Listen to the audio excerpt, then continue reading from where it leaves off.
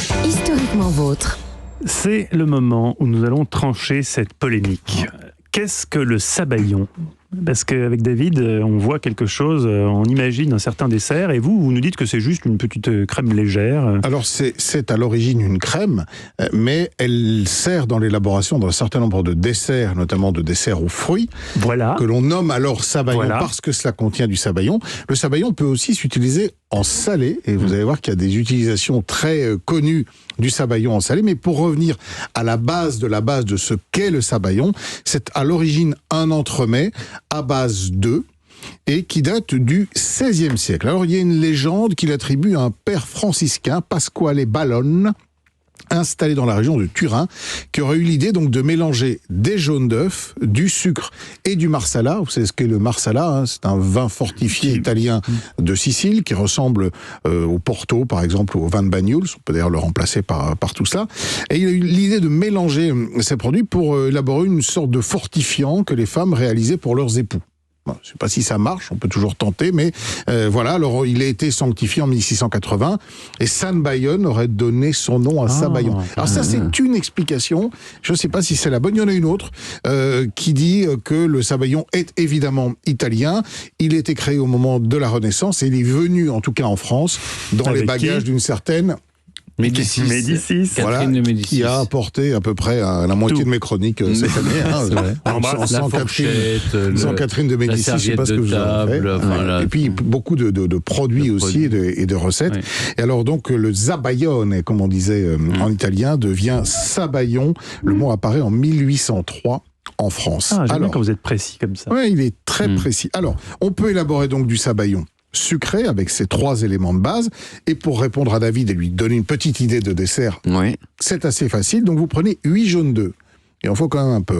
80 grammes de sucre et 8 centilitres de marsala ou de porto. Donc c'est assez facile à retenir. C'est que Et pour du les pain. enfants, par exemple, quand on fait un sabayon pour les enfants, Il faut mettre du schnapps, on remplace par du schnapps. Non, mais vous n'êtes pas obligé de mettre l'alcool. Vous pouvez mettre pas du jus de citron, peut-être un petit peu de jus d'orange, par exemple. j'ai des choses vu comme faire ça. avec de la vanille. On peut aussi mettre de la vanille. On peut l'aromatiser à Oui. plein de sauces, à plein de Vous êtes choses. conciliant, on fait ce qu'on veut en fait. Très conciliant. Alors, vous allez prendre une casserole et un petit cul de poule pour faire un bain-marie, parce que ce qui est très important, Rappelez-nous ce c'est... qu'est un cul de poule, parce que je... vous savez, c'est un saladier. un petit saladier, d'accord, un petit saladier, en d'accord. inox. Et surtout, il ne faut pas que à aucun moment le jaune d'œuf ne se mette à durcir et se mette à coaguler, parce que sinon votre sabayon est foutu. C'est pour ça qu'il faut vraiment le faire au bain-marie. Donc le sucre et les jaunes d'œufs, vous mélangez, ça va blanchir. Et ensuite, vous rajoutez votre marsala ou votre petit alcool. Et là, il y a un petit travail technique, c'est-à-dire en formant des huîtres avec votre fouet, vous allez faire monter le sabayon. Et ça va durer pendant Et donc il n'y a pas un 7, appareil 8 qui fait minutes. ça. On peut pas le faire. On peut pas le faire avec Si, le bien sûr, vous pouvez le faire avec. batteur. Bien sûr, vous pouvez le faire avec le batteur. Mais batteur dans la électrique. grande tradition, ça se fait évidemment à la main. Ah, il Et d'ailleurs, faut souffrir pour que ce soit meilleur. à un moment, dans certains grands restaurants, on le faisait même à la table devant les clients pour leur montrer qu'on finissait le sabayon. Alors il faut vraiment incorporer beaucoup d'air, ça va doubler de volume, ça va devenir très mousseux. Et ça, c'est la base de votre sabayon. Ensuite, mon cher David, vous prenez des petites assiettes. Dans le fond des assiettes, vous déposez les fruits qui vous font plaisir. Qu'est-ce que vous voulez ? Des fraises, des framboises, des pêches ? Des pêches, c'est pas mal, ou des abricots. Voilà, des pêches ou des abricots en petits quartiers.